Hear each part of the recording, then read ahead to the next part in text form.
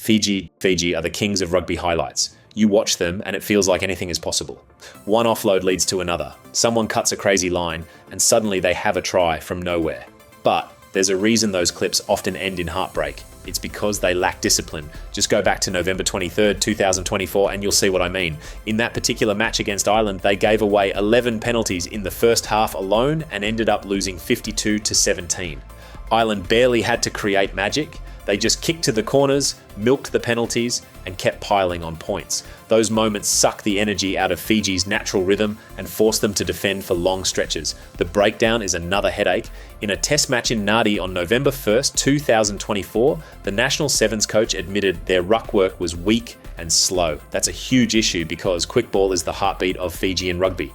At the 2023 World Cup, Georgia actually planned to attack that weakness and nearly turned the match their way by slowing every ruck and contesting every clean out. Add mental lapses and you see the bigger picture. Fiji can build a lead with pure brilliance and then hand it back with one lazy offside or an unnecessary high shot until they stay cool and nail the dirty work at rucks and set pieces. The flair will remain just a show reel instead of silverware. USA, the United States Eagles always look the part when they run onto the field. They've got big bodies, plenty of athletes and serious energy, but once the whistle blows, the cracks start to appear. On July 13th, 2025, Spain beat them 31-20 after the Americans coughed up possession again and again. Simple knock-ons, forced offloads, and missed catches meant Spain barely had to work for their opportunities. A week later, England turned those same weaknesses into a 40-5 win. England just waited for the mistakes, kicked smartly, and mauled over when penalties came. Discipline is linked to those errors, as the Eagles give away penalties in clusters, which is a killer at test level. Their fitness and depth make things worse too. They can match good teams for 30 minutes but fade badly after halftime. Late in games, you see tired legs, missed tackles, and rushed kicks that invite pressure. Their tactical kicking is also a step behind, so they struggle to clear their lines or play for territory. The talent pipeline is promising, but unless the Eagles fix the basics like securing handling, smarter kicking, and 80-minute conditioning, they'll keep teasing fans with flashes of power, but fall short when the big moments arrive.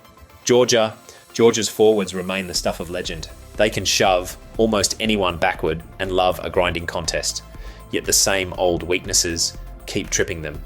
Discipline is the first and biggest problem.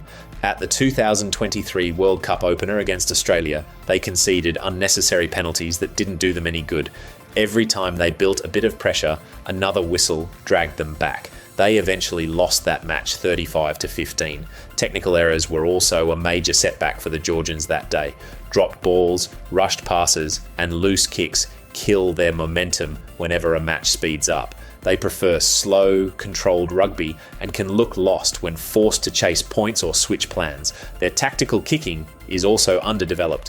When opponents match their scrum and line-out, Georgia often struggle to win territory or relieve pressure. Teams that move the ball quickly to the edges can exploit gaps in their wider defense too. In fact, it has gotten so obvious that opposition coaches now know the formula to beat the Georgians: frustrate their pack, keep the tempo high, and Georgia will start handing you chances. They have the muscle to shock anyone on a good day. But until they clean up discipline and develop a smarter territorial game, they'll stay dangerous but inconsistent. Uruguay might have booked their ticket to the 2027 Rugby World Cup, but the tense series with Chile shows some clear cracks that can't be ignored.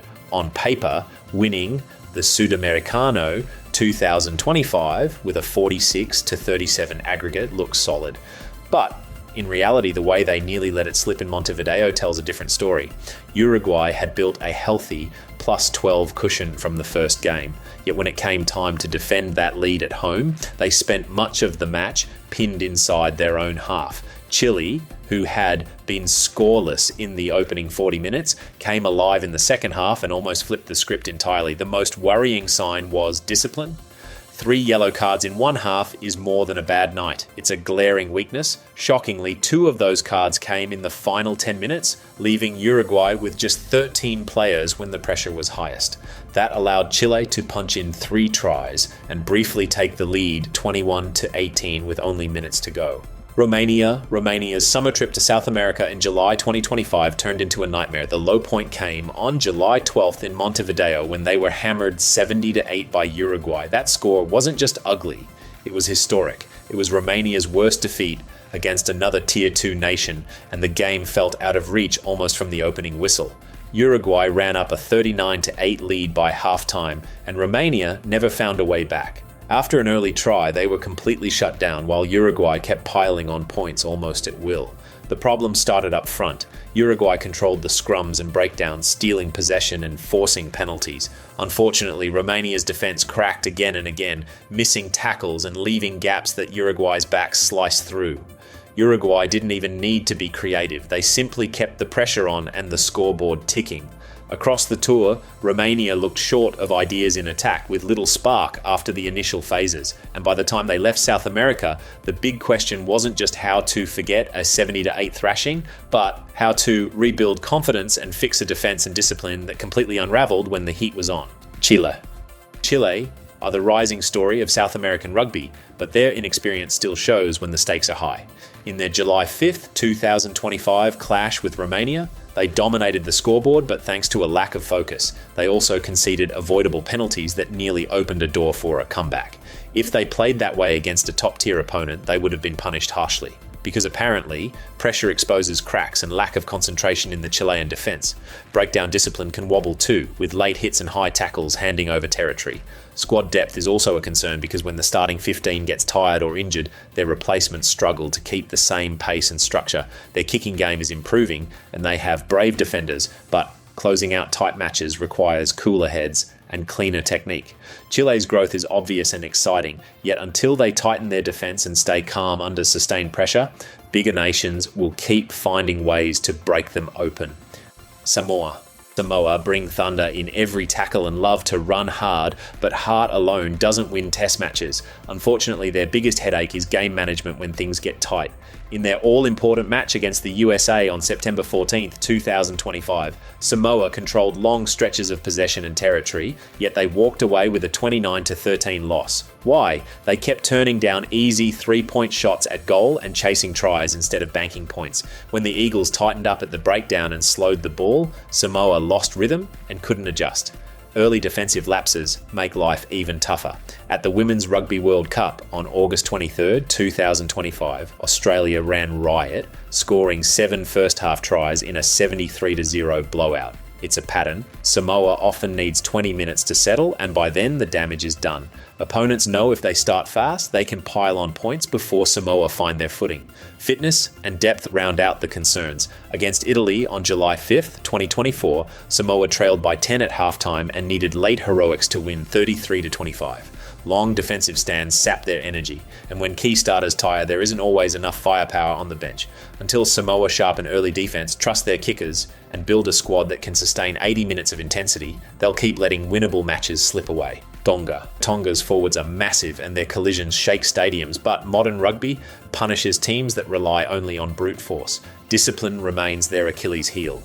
In recent Pacific Nations Cup games, such as their 62-24 loss to Japan, they've repeatedly squandered attacking chances with offside calls, high tackles, or knock-ons. Every needless penalty flips momentum and gives easy territory or points. Their backline execution needs work too. Against sides with lightning wingers like Fiji or Samoa, Tonga's defensive alignment sometimes drifts, leaving gaps near the touchline.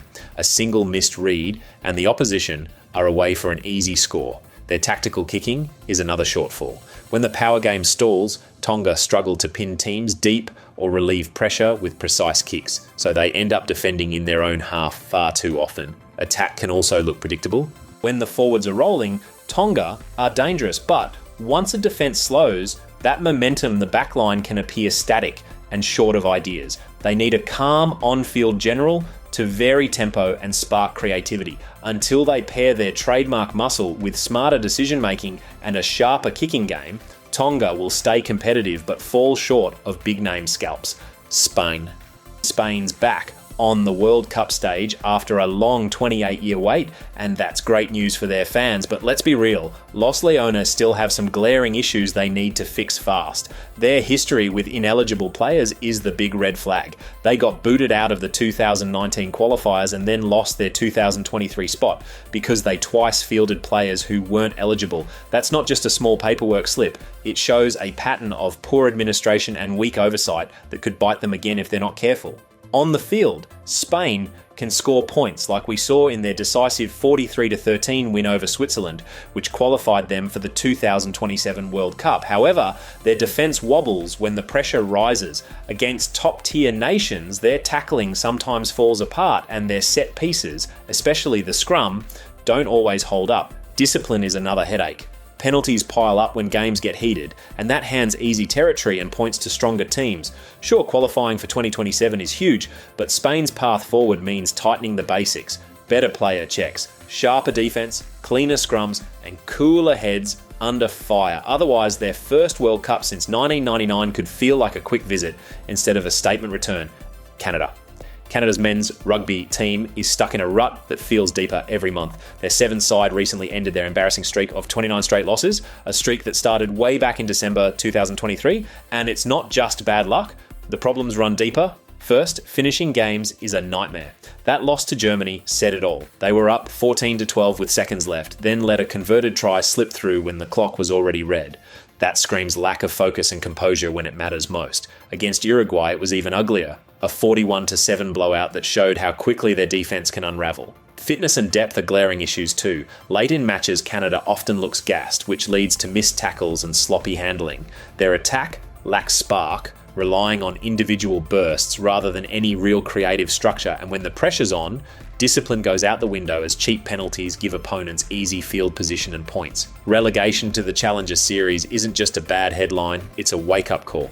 Until Canada tightens its defence, builds sharper game plans, and finds players who can close out tight games, they'll keep spinning their wheels while other nations sprint ahead. Portugal are riding high after locking in back-to-back Rugby World Cup spots, but their qualifying run showed a few cracks they can't ignore. Take that 40-30 win over Belgium. Yes, they grabbed the bonus point they needed, but letting Belgium put up 30 points is a warning sign. Their defence drifted and tackles slipped, especially late in the game, and a sharper opponent would punish that even more. Against Germany, the scoreline looked like a walkover, 56-14, but the story inside the match wasn't all smooth sailing. Germany was scoreless in the first half, sure, yet Portugal eased off after the break. They gave away soft penalties and let Germany find gaps for 2 late tries, including one on the final whistle. That kind of drop in intensity won't cut it against Tier 1 teams in Australia. Discipline can also be messy. Portugal sometimes push the offside line and give away needless penalties when the pressure rises. Their scrum is better than it used to be, but against bigger packs, it can still creak. So while Os Lobos deserve credit for making history, they'll need tighter defence, steadier focus for the full 80, and cooler heads if they want to surprise anyone in 2027. Namibia. Namibia's long run of automatic World Cup spots just came to a screeching halt, and their 30-28 loss to Zimbabwe showed exactly why. For a team that's been to every tournament since 1999, coughing up a late lead on a stage that big screams problems with game management, they had control, but let Zimbabwe's centres slice through for crucial tries, which points to shaky defence when it matters most. Discipline was another killer. Giving away penalties at key moments handed Zimbabwe both territory and confidence. Namibia's forwards are usually their strength, but in Kampala, they looked a step slow at the breakdown and couldn't keep the Sables from stealing momentum. Their backline showed flashes of pace, yet handling errors crept in whenever the pressure spiked. Experience should have been their advantage, but instead it felt like a burden. They tightened up instead of finishing strong, a sign they might be relying too much on veterans and not blending in enough fresh talent. The Africa 2 versus Asia 2 playoff still offers a lifeline to Australia 2027, but Namibia can't just lean on history. Sharper defence, cooler heads, and a serious clean-up on penalties are the only way they'll avoid another painful upset. If you enjoyed this, there are plenty more rugby videos in the works. I would greatly appreciate it if you could subscribe. Thanks for watching.